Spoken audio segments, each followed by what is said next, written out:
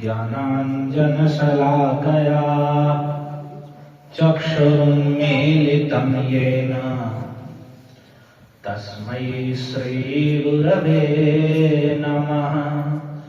श्रीचैतन्यमनोभीष्टं स्थापितं येन भूतले स्वयं रूपः कदा मह्यं ददाति स्वपदान्तिकम्।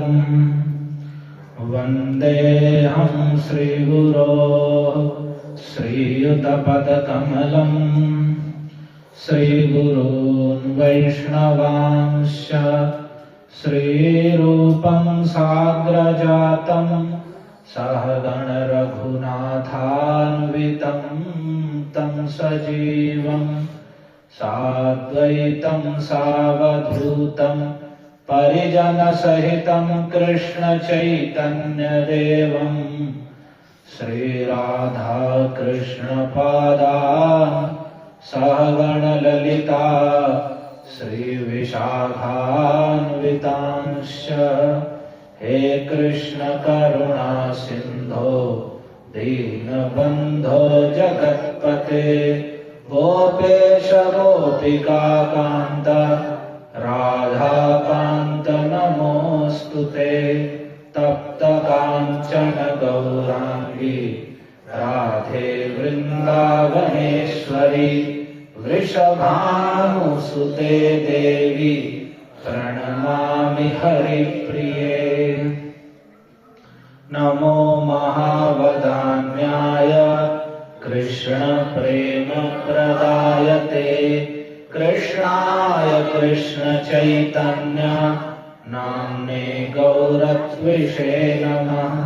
जय श्री कृष्ण चैतन्य प्रभु नित्यानंद श्री अद्वैत गदाधर श्रीवासादि गौर भक्त वृंद। हरे कृष्णा कृष्णा कृष्णा हरे हरे हरे राम राम राम हरे हरे। हरे कृष्णा कृष्णा कृष्णा हरे हरे हरे राम राम राम हरे हरे। ओम नमो भगवते वासुदेवाय।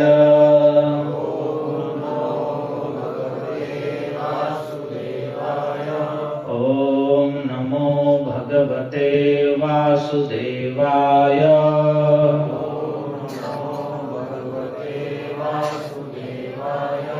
ओम नमो भगवते वासुदेवाय।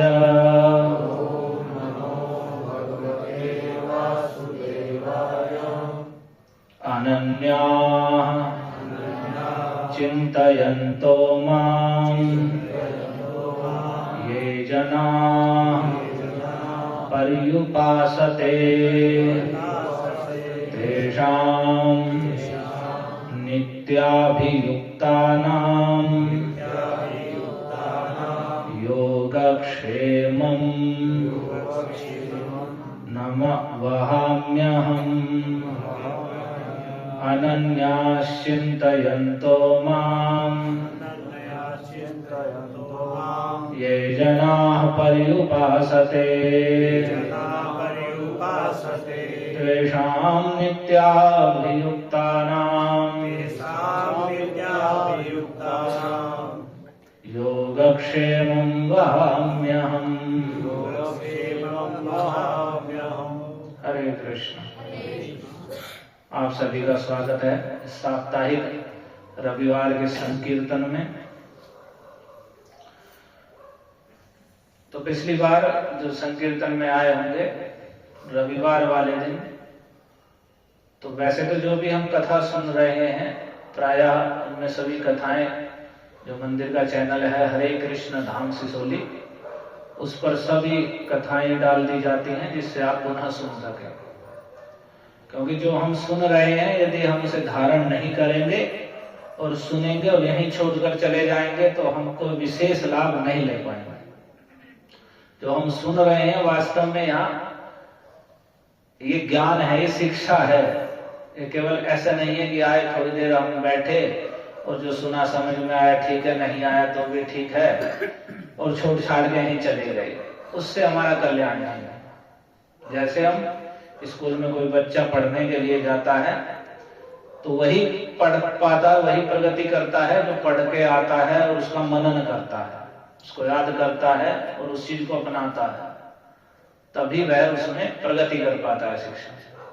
तो जैसे वह संसार की शिक्षा है, उस शिक्षा को प्राप्त करके व्यक्ति संसार में खाना कमाना सीखता है, वैसे ही ये आध्यात्मिक शिक्षा है जिसके द्वारा हमें भगवान के विषय में, भगवान से अपने संबंध के विषय में और भगवान की भक्ति के विषय में हमें ज्ञान होता है।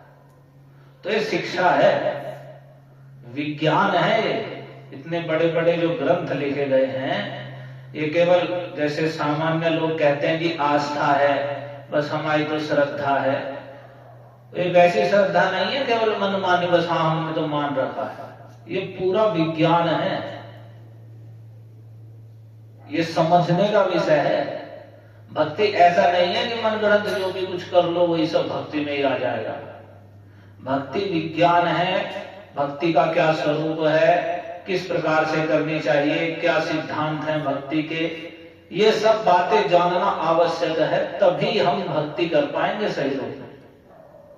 ऐसा नहीं है कि हमारे मन में जो भी कुछ आएगा बस श्रद्धा है वो कर लिया और भक्ति है, नहीं। और इसीलिए हम वास्तविक जो फल है भक्ति का और जो एकदम भगवान की भक्ति का तत्काल प्रभाव है और हृदय में शांति, प्रसन्नता, भगवान के चरणों में प्रीति और क्लेश का नाश हो जाना, दुख क्लेश का, ये सब चीजें इसीलिए लाभ नहीं होती क्योंकि हम जो भक्ति की विधि है उसे जानना ही नहीं चाहते। मनगढ़ंत कुछ भी करेंगे उसे सोच लेते कि यही भक्ति है, बस हमने तो भक्ति भजन कर रहे हैं। तो जैसे कोई भोजन बनाने रसोई में जाए तो उसकी जब तक वह शिक्षा नहीं लेगा कि भोजन कैसे बनेगा और वो केवल वहां मसाले उलट पुलट करके आपस में मिला दे और कुछ भी एक दूसरे में झोंक दे तो उससे थोड़ी वह भोजन बन जाएगा, बल्कि वह तो उसका नाश हो जाएगा जो कुछ है। तो पहले तो जानना आवश्यक ये है कि उसकी विधि क्या है। जब उस विधि को हम जानेंगे तब हम सही रूप में कर पाएंगे, तभी उसका सही फल आएगा। लेकिन होता क्या है कि हम लोगों ने आज समझ रखा है कि संसार के काम, संसार की कुछ चीजें करने के लिए तो सीखने की आवश्यकता है, और भक्ति और पूजा पाठ क्या है कि जो मन में आए कुछ भी अड़म सड़म कुछ भी कर दो वही भक्ति पूजा पाठ है। ऐसी धारणा है लोगों की, उसे सीखना ही नहीं चाहते, ना कोई सिखाने वाला ही है, वे सीखना भी नहीं चाहते ना कोई सिखाने वाला। और भगवान क्या है, उनका स्वरूप क्या है, उनकी महिमा क्या है, ये सब जो सुनना नहीं चाहते, तो कैसे भगवान में दृढ़ विश्वास कर पाएंगे, कैसे भगवान के प्रति दृढ़ विश्वास रख पाएंगे। जैसा प्रहलाद महाराज का था कि हिरण्यकशिपु अपने जितने अत्याचार कर सकता था कर रहा था, लेकिन वे दृढ़ता से हिले भी नहीं। क्यों? क्योंकि उन्हें भगवान की महिमा का ज्ञान था, देवर्षि नारद के द्वारा उन्होंने शिक्षा प्राप्त कर रखी थी। तो भगवान की भक्ति एक विज्ञान है, एक शिक्षा है। ऐसे नहीं कि मनगढ़ंत जो भी कुछ कर लो है सब भक्ति में गिना जाएगा। तो वो शिक्षा हमारे ग्रंथों में वर्णित है, भगवत गीता भागवत जैसे ग्रंथों में वर्णित है। तो उसके द्वारा यदि हम उन्हें पढ़ेंगे सुनेंगे पुनः पुनः, तो जैसे बार बार पुस्तक पढ़ने से विद्यार्थी को वह याद हो जाता है, स्मरण हो जाता है और फिर वह उसे करने लगता है, उसी प्रकार से जब हम पुनः पुनः भगवत गीता पढ़ेंगे सुनेंगे तब हमें भगवान के विषय में कुछ कुछ ज्ञान होगा और भक्ति के विषय में कुछ कुछ ज्ञान होगा। और फिर जो हम उस सही ज्ञान के अनुसार थोड़ी भी भक्ति करेंगे वह वास्तव में हमारा कल्याण करने वाली होगी, ना कि हम मनगढ़ंत कुछ भी कर लेंगे और बस भक्ति में हो गया जी भक्ति, ऐसा नहीं। तो भक्ति एक विज्ञान है, भगवान का विषय विज्ञान का विषय है। इसलिए जो इस विज्ञान को जान जाते हैं वो सब कुछ जान जाते हैं। जो इस विज्ञान को जान जाते हैं वे सब कुछ जान जाते हैं। संसार में पूर्ण रूप से संतुष्ट और प्रसन्न रहता है। ये ऐसा विज्ञान है। तो यही भगवद गीता का हमने 9वें अध्याय का 22वां श्लोक अभी बोला था।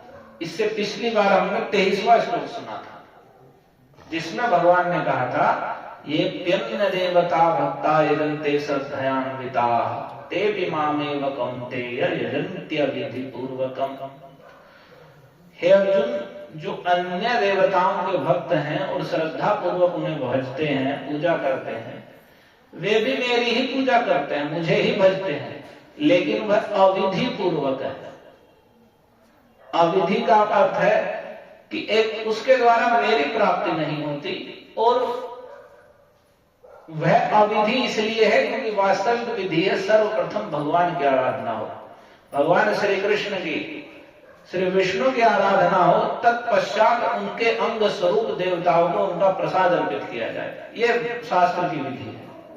लेकिन जो अन्य देवताओं को ही स्वतंत्र ईश्वर मान करके, ये मान करके कि ये अलग हैं, शिव जी अलग हैं, उनकी पूजा अलग करनी है, फिर हनुमान जी अलग हैं, फिर दुर्गा देवी अलग हैं, फिर दूसरे देवता अलग हैं, फिर भगवान कृष्ण अलग हैं, फिर राम अलग हैं, नरसिंह अलग हैं, नारायण अलग हैं, ऐसी ऐसी धारणाएं जो है, तो ये सब अज्ञानता के कारण है। वास्तव में एक ही स्वयं भगवान श्री कृष्ण हैं और सभी देवी देवतागण उनके ही अंग और विभिन्न अंश स्वरूप हैं, और उनके द्वारा दी गई शक्ति से ही वे जगत में अपने अपने कार्यों में स्थिर हैं। तो विधि ये है कि भगवान को भजा जाए और भगवान के प्रसाद को अन्य सभी देवताओं को, ऋषियों को, पितरों को अर्पित किया जाए। उसके द्वारा वास्तविक देवताओं की भी तुष्टि होती है और अपनी भी संतुष्टि होती है, और वास्तविक विधि यही है। और उसके द्वारा भगवान की ओर प्रगति होती है, भगवान के चरण कमलों की प्राप्ति। अब बात आती है कि जो अन्य को भजते हैं, जो केवल भगवान को ही सब कुछ जानकर भज रहे हैं, उनके विषय में भगवान ये कह रहे हैं, अनन्याश्चिन्तयन्तो माम ये जनाः पर्युपासते तेषां नित्याभियुक्तानां योगक्षेमं वहाम्यहम्। कह रहे हैं जो अनन्य है और चिंतयन्तो माम, अनन्य भाव से मेरा चिंतन करते हुए, ये जनाः जो लोग पर्युपासते, भली भांति ठीक से मेरी उपासना करते हैं, पूजा करते हैं, जो अनन्य भाव से मेरा ही चिंतन करते हुए मुझे ही ठीक प्रकार से भजते हैं, ऐसे जो नित्य तेषाम नित्याभियुक्ता नाम, वे ही नित्य अभियुक्त हैं, नित्य योग से युक्त हैं, ऐसे नित्य अभियुक्त अपने भक्तों के मैं योग क्षेमम वहाम्यहम्, उनके योग और क्षेम का वहन मैं स्वयं करता हूं। कि जो अन्य सब कुछ कार्य छोड़ करके, अन्य सब कुछ चिंता छोड़ करके, अन्य किसी का आश्रय छोड़ करके सब समय केवल मुझे ही भजते हैं, उनके योग क्षेम का वहन मैं स्वयं करता हूं। ये बात भगवान कह रहे हैं। जैसे लोग में प्रचलित है ना कि लोग अगर हम भगवान का भजन करेंगे, क्या भगवान खाने को दे देंगे, हाथ तो चलाने ही पड़ेंगे। हाँ, जो संसार में है, जो अनन्य भाव से नहीं भज सकते हैं, तो उन्हें तो हाथ पैर चलाने ही पड़ेंगे, क्योंकि भगवान किसी के नौकर नहीं है। भगवान सबके स्वामी हैं, वे नौकर नहीं है किसी के। उनसे हम प्रार्थना करेंगे, वे हमें सब अनुकूलता प्रदान करेंगे, लेकिन वे हमारी आकर के सेवा नहीं करेंगे, हमें उनकी सेवा करनी है। जो भगवान ने हमें दिया है उसके द्वारा हमें भगवान की सेवा करनी है। भगवान हमारे नौकर नहीं है कि हमने तो भगवान से कहा ये नहीं किया, ये कहा ये नहीं किया, तो इसका मतलब हमने समझ लिया कि भगवान हमारे नौकर हैं, जैसे जैसे हम कहेंगे उन्हें वैसे वैसे करना है, और नहीं करेंगे तो हम उन्हें नौकरी से निकाल देंगे। ऐसी लोगों की धारणा है। लेकिन तो ये अपराधपूर्ण धारणा है, भगवान को नौकर की तरह जानना। जो भगवान ब्रह्मा और शंकर जैसे देवताओं के भी आराधनीय पूजनीय हैं, उन भगवान को ऐसे व्यवहार करना भगवान से जैसे वे हमारे सेवक हो, हम जो कहें वो करेंगे। नहीं, भगवान हमारे स्वामी हैं, संपूर्ण जगत के स्वामी हैं। जो कुछ हमें भगवान की कृपा से प्राप्त है, उसके द्वारा हमें भगवान की सेवा करनी है। अब अब बात आती है जो अनन्य भाव से भगवान को भज रहे हैं। अनन्य का मतलब अन्य कार्य, अन्य चिंतन, अन्य पूजा, अन्य सब कुछ छोड़कर 24 घंटे सब समय जो कृष्ण के कीर्तन, कृष्ण के स्मरण, कृष्ण सेवन में रत हैं, उनका भरण पोषण कौन करेगा फिर? तो भगवान करे जो इस प्रकार से मेरे भजन में रत हैं, तो हे अर्जुन वे ही वास्तव में नित्य अभियुक्त हैं, वे ही वास्तविक योग से युक्त हैं, और उनका जो योग क्षेम है उसका वहन मैं स्वयं करता हूं, मैं वहन करता हूं उनका। योग क्षेम का अर्थ है जो उनके पास है उसकी रक्षा करता हूं, और जो उन्हें आवश्यक है उसे प्रदान करता हूं, उनकी समस्त आवश्यकताओं की पूर्ति करता हूं, और जो उनके पास है उनकी रक्षा करता हूं। पर किनकी करते हैं? तो उसमें कंडीशन पहले लगाई उन्होंने, अनन्य। अनन्य का अर्थ है अन्य आश्रयाणाम त्यागो अनन्यता। अन्य सारे आश्रयों का त्याग करने का नाम है अनन्यता। अन्य आश्रय का मतलब कि मेरे रक्षक पालक सब कुछ, मेरे स्वामी, मेरे बंधु, मेरे इष्ट देव, मेरे रक्षा करने वाले, मेरा पालन करने वाले सब कुछ कृष्ण हैं। कृष्ण ही मेरे रक्षक पालक सब कुछ हैं। अन्य आश्रय नहीं कि अच्छा चलो यहाँ कुछ दिन कृष्ण पूजा कर ली, अच्छा अब यहाँ काम नहीं बना तो चलो वहां भी पूज लेते हैं, अच्छा यहाँ काम नहीं बना तो चलो वहां घूम आते हैं, आजकल उसका बड़ा प्रचलन चल रहा, लोग बहुत वहां जा रहे हैं, चलो वहां भी घूम आते हैं, अच्छा वहां प्रचलन चल रहा वहां भी घूम आते हैं। तो इस प्रकार से जो भगवान के उन्माद भी कर लेते हैं, तो ये भगवान के अनन्य आश्रय नहीं है। तो जो ऐसे ही 50 जगह बुद्धि रखे हैं तो उनका ठेका फिर भगवान पे भी नहीं है, जहां श्रद्धा है वहां से ले लो, या जो भी कुछ है। अनन्य का अर्थ है अन्य आश्रयाणाम त्याग, नारद भक्ति सूत्र में अन्य आश्रय का त्याग कर देना। मैं कृष्ण की शरण में हूं, और कृष्ण परमेश्वर सर्वेश्वरेश्वर हैं, ब्रह्मा शिव इंद्र संपूर्ण देवता ऋषि पितर सबके पूज्य आराध्य हैं, सारा जगत उनमें है, और वे संपूर्ण जगत में व्याप्त हैं, और सभी जीवों के हृदय में परमात्मा रूप में है। वे ही परमेश्वर भगवान स्वयं श्री हरि मेरे एकमात्र आश्रय हैं, और मैं किसी भी के लिए, चाहे सुख है या दुख है या मेरी कोई अभिलाषा है या नहीं है, मैं उनकी ही शरण ग्रहण करता हूं। वे ही अब मेरे रक्षक और पालक सब कुछ, तो उन्हें कहते हैं अनन्य। तो जो इस प्रकार से अनन्य है, यानी संपत्ति है तो भी कृष्ण को ही भजना, विपत्ति है तो कृष्ण को ही पुकारना है। ये नहीं कि हम पर कुछ हो जाएगा, कुछ हो रहा है, किसी पंडित जी ने बता दिया इसमें तो ये ग्रह है, ये दोष है और वो दोष है, और हम इधर उधर भागने लग गए, अरे वहां चले जाओगे मुंह हो जाएगा, वहां चले जाओगे मुंह हो जाएगा। तो इसका मतलब हम कृष्ण के आश्रय में नहीं है, हमने भगवान की महिमा को समझा ही नहीं है, और हम अनन्य नहीं है। तो जब अनन्य नहीं है तो फिर योग क्षेम का वहन भी भगवान की ठेका नहीं है, फिर आपका स्वयं का विचार है। लेकिन जो अनन्य है, कृष्ण को जब सब कुछ मान लिया है, तो भगवान के जो इस प्रकार से मुझे मानकर रखता है, तो उसके योग क्षेम का वहन मैं स्वयं करता हूं। तो इसमें दोनों बातें हैं। अनन्य का अर्थ है कि जो अन्य किसी के आश्रय में नहीं है, एकमात्र कृष्ण को भजने वाले, चाहे संपत्ति है विपत्ति है, कृष्ण को ही पुकारना है, अन्य किसी को नहीं। वे ही रक्षा करेंगे, वे ही पालन करेंगे, वही सब कुछ करेंगे, और दृढ़ विश्वास के साथ उनका ही आश्रय रखना है। भारी से भारी विपत्ति क्यों ना आए, तो कृष्ण को ही पुकारना है। जैसे सभी ब्रजवासी हैं, उन पर कोई भी विपत्ति आती है, चाहे इंद्र वर्षा करे या कोई असुर आ जाए या दावाग्नि लग जाए, जंगल में आग लग गई, गोकुल में कुछ भी हो जाए, तो उन्हें कृष्ण को ही पुकारना है, वे अन्य किसी को नहीं पुकारेंगे। कृष्ण के अनन्य है, वे कृष्ण के अलावा अन्य किसी को नहीं भजते हैं, ना जानते हैं। इसे कहते हैं पूर्ण रूप से अनन्य शरणागत होना। और अनन्य का दूसरा है कि अनन्याश्चिन्तयन्तु माम, जो सब समय भगवान को अनन्य है, तो इस प्रकार से सब समय 24 घंटे भगवान को भज रहा है। अन्य कार्यों का भी उसने सब चीज का त्याग करके 24 घंटे अपने मन वाणी शरीर को कृष्ण सेवा में, कृष्ण के कीर्तन में, कृष्ण के श्रवण में, कृष्ण के चिंतन में लगा रहा है। तो वैसा भक्त का भरण पोषण स्वयं भगवान करते हैं। और वहां वहन करने का अर्थ है कंधे पर ढोना। जैसे बैल कंधे पर ढोता है, गाड़ी का वहन करता है या कोई वजन भार अपने सिर पर रख के उसका वहन करता है, तो उसे कहते हैं वहन करना, कि भगवान स्वयं ही वहन करते हैं। ये नहीं कोई माध्यम से करा देते हैं, स्वयं आगे बढ़कर उस भक्त के लिए स्वयं भगवान पहुंचा देते हैं। इसका अर्थ यह है कि मैं स्वयं वहन करता हूं उसका सब प्रकार का, जो सब समय केवल मुझे भज रहा है। ये केवल कृष्ण के विषय में है, ऐसी भगवान की भक्त वत्सलता है। तो इसकी एक बड़ी सुंदर सी कथा भी है, बड़ी ऐतिहासिक और प्रसिद्ध है। एक अर्जुन मिश्र नाम के ब्राह्मण थे जो भगवान के बड़े भक्त थे और ऐसे ही अनन्य शरणागत और बड़े विद्वान भी थे। तो पहले तो वैसे भी साधारण भी जो ब्राह्मण वेद पाठ आदि कार्य करते थे, तो वे अन्य कोई कार्य करते ही नहीं थे। कुछ पुरोहिती का कार्य करते थे, तो कुछ भी नहीं करते थे, केवल अपने जो भगवान के भजन या गादी उन्हीं कार्यों में रहते थे और भिक्षा आदि मांग लेते थे बस।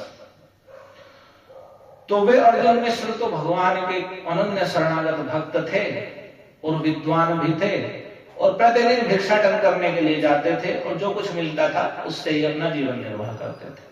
तो दोनों पति पत्नी रह रहे थे, एक झोपड़ी थी साधारण सी उसमें ही, और दरिद्रता तो अब रहेगी, पूरी दरिद्रता की सीमा थी। इतनी दरिद्रता का वर्णन करते हैं कि एक ही मतलब पूरा वस्त्र तो एक ही था जिसे वे पहन सकते थे।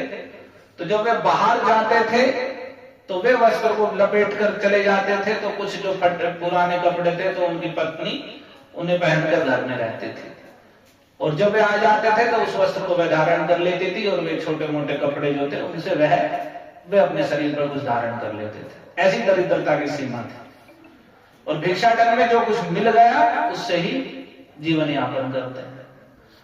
तो विद्वान थे, 24 घंटे भगवान के विषय में श्रवण करना, भगवान का नाम जपना, भगवान का चिंतन करना और भगवत गीता भागवत जैसे ग्रंथों का अध्ययन करना। तो वह भगवत गीता को पढ़ रहे थे, पढ़ते उस पर टीका टिप्पणी भी कर रहे थे। जो हृदय में भाव उदित हो रहे थे भगवान की वाणी के सुन करके पढ़ करके, उन भावों को लिख भी रहे थे। तो ये श्लोक आ गया, अनन्यास चिंतयन्तो माम ये जना पर्युपासते, कि जो अनन्य भाव से चिंतन करते हुए सब समय मेरी उपासना करते हैं, ऐसे अपने नित्य अभियुक्त भक्तों के योग क्षेम का वहन मैं स्वयं करता हूं। तो जब उन्होंने शब्द पढ़ा योग क्षेम वहम हम, तो उनके मन में थोड़ी सी एक शंका सी उदित हुई कि यहाँ भगवान कह रहे योग क्षेम वहम हम, कि मैं स्वयं वहन करता हूं, तो मैं तो अनन्य भाव से ही कृष्ण को भजता हूं, लेकिन मेरी तो बड़ी दरिद्रता है, कहाँ योग क्षेम का वहन कर रहे हैं।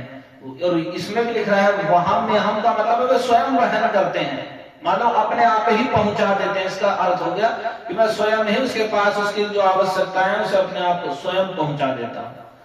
तो उन्हें बड़ी इसे पढ़कर उन्हें लगा कि नहीं ये वहां में हम तो ज्यादा हो गया, अधिक बात हो गई, और उन्होंने उसे वहां में हमको काट करके लाल स्याही से उसे कर दिया करोम में हम, कि मैं करता हूं यानी व्यवस्था करा देता हूं। इसका अर्थ ये होगा, इसे समझिए इस बात कि भगवान यहाँ कह रहे हैं जो अनन्य भाव से मुझे भजते हैं उसका जो आवश्यक है उसे मैं वहन करके उसके पास पहुंचा देता हूं, मैं ढो करके।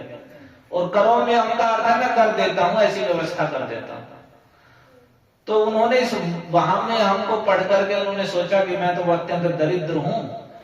तो ये बात मतलब भगवान के इस वचन में उन्हें शंका सिद्धित हुई और उन्होंने वहां में हमके लाल शाही करके कर दिया करो में हम, कि करता हूं, वहन नहीं करते हैं, करते हैं कि व्यवस्था कर देते हैं कि उस भक्त को मिल जाएगा। लेकिन ये जैसे कोई भक्त भगवान को भजता है, अगर उसके मन में और वो अनन्य भाव से भज रहा है, कुछ शंका भगवान के प्रति या वचन के प्रति हो जाती है कुछ भी, तो भगवान भी भक्त की सब प्रकार से रक्षा करते हैं। तो उन भगवान ने देखा कि ओ इनके मन में तो बड़ी शंका हो गई है आज इस बात से, क्योंकि दरिद्रता की सीमा थी। आप समझ सकते हैं कि प्रतिदिन भिक्षा के लिए जाएंगे तो ही कुछ खा पाएंगे, नहीं तो कुछ भी नहीं है, और वस्त्र तक पहनने के लिए नहीं, ऐसी अवस्था। तो वे उन्होंने लिखते लिखते यहाँ आ गए और इसे देख करके योग क्षेम वहम में हम पे लाल शाही से इसे करो में हम कर दिया कि नहीं भगवान करते हैं, ऐसा नहीं कि वे ढोकर ही पहुंचा देते हैं, ऐसी बात नहीं है।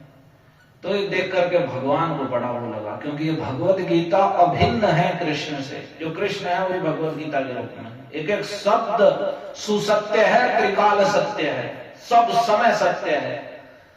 तो अब भगवान के वचनों में ऐसी शंका होना तो बड़ी बात हो गई। तो वे भिक्षा के लिए गए और उसे छोड़ करके वे वहां से भिक्षा लेने के लिए चले गए। लेकिन भिक्षा लेने के लिए गए, दिन भर घूम रहे हैं, कुछ भी नहीं मिल रहा, कुछ भी भिक्षा में प्राप्त नहीं हुआ उस दिन। और वे घूमते घूमते बहुत समय हो गया। इधर क्या हुआ, इधर एक बालक अपने सिर पर एक टोकरा लेकर के और उसमें बहुत प्रकार से सामग्री लेकर के और अन्न धन वस्त्र आदि सब कुछ उस टोकरे में सिर पे धर करके, और वो उनके अर्जुन मिश्र जी के घर पहुंचता है और बाहर से अब आवाज लगाता है उन्हें।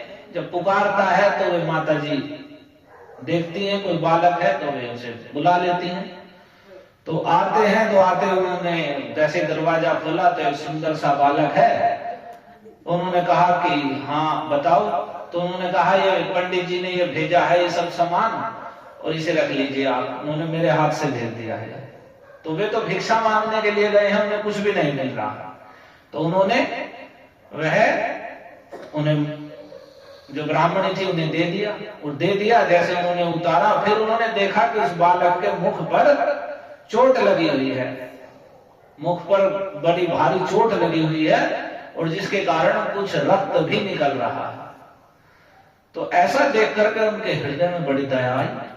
बोली कि तुम्हारे इतने ये चोट कैसे लगी हुई है? तो उन्होंने कहा कि कुछ नहीं, बस वैसे ही लग गई है। फिर भी उन्होंने पूछा क्या कारण है बताओ। तो उन्होंने कहा कि ये कुछ नहीं, ये सामान लाने में मुझे थोड़ी सी देरी हो गई, तो ये पंडित जी ने ही मुझ पर प्रहार कर दिया, उसके कारण ये चोट लगी हुई है। ये सामान पहुंचाने में मुझसे देरी हो गई, तो उन्होंने ही प्रहार कर दिया है, उसके कारण ये चोट लग गई है, कोई ज्यादा नहीं है। तो उन्हें बड़ी दया आई। वे कहने लगी ऐसा तो है ही नहीं, उनका तो स्वभाव भी नहीं है कि ऐसा वे किसी भी जीव को दुख दे दे, और उसमें भी तुम्हें, तुम सुंदर अच्छे बालक हो और ऐसा कैसे कर सकते हैं। तो वे बड़ी आश्चर्यचकित हुई। फिर उन्होंने उनसे बैठने के लिए कहा, तो फिर भी वो रुका नहीं, वो बालक चला गया कि नहीं मुझे कुछ काम है, मैं जा रहा हूं।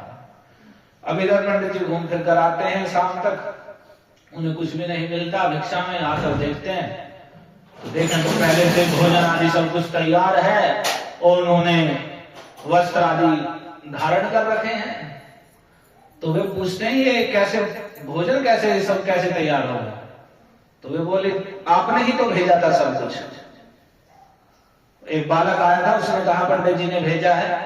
तो उन्होंने कहा, वे बड़े आश्चर्यचकित हो गए, पंडित जी ने भेजा? बोले मैंने तो किसी बालक को नहीं भेजा, मुझे तो कुछ भी नहीं मिला है भिक्षा में भी। बोले नहीं, एक बच्चा आया था और उसने बताया कि ये सब सामान है, इसमें अन्न धन सब कुछ है, भरपूर सामग्री है, जो और धन आदि सब है, जीवन भर के लिए हमें पर्याप्त हो जाएगा, और आप कह रहे हैं कि कुछ भी नहीं मिला है। पर एक बात तो बताइए, वो कह रहा है कि उन्होंने मुझे भेजा है, और आपने उस पर प्रहार भी किया है, उसके मुख पर चोट लगी हुई थी, खून बह रहा था, और वो कह रहा है उनके द्वारा ही, मिश्र जी के द्वारा ऐसा उन्होंने किया है, मुझे पहुंचाने में देरी हो गई थी इसलिए उन्होंने ऐसा कर दिया है।